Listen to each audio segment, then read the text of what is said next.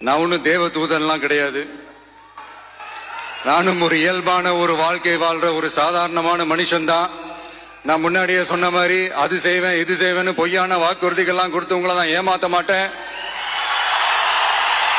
எது சாத்தியமோ அது மட்டும்தான் நான் செய்வேன்.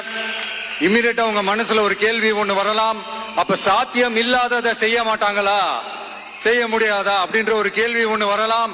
இத்தனை கோடி மக்கள் என் கூட இருக்கும் போது எது வந்தாலும் பாத்துக்கலாம், என்ன வந்தாலும் பாத்துக்கலாம் அப்படின்ற அந்த கான்பிடன்ஸ் என் மனசுல இருக்கு.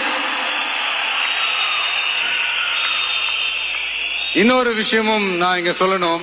இன்னைக்கு நம்ம தமிழ்நாடு கவர்மெண்ட் இருக்கிற அந்த நிலைமையை பத்தி நான் உங்ககிட்ட நான் சொல்லணும். கிட்டத்தட்ட 10 லட்சம் கோடிக்கு மேல கடன் வாங்கி வச்சுட்டு போயிருக்கிற இன்னைக்கு அந்த தமிழ்நாடு அரசு இருக்கிறப்போ, கஜானாவை சுத்தமா தொடச்சி வலிச்சு வச்சுட்டு போயிருக்கிறப்போ, தூக்க முடியாத சுமையை ஏத்தி வச்சுட்டு போயிருக்கிறப்போ,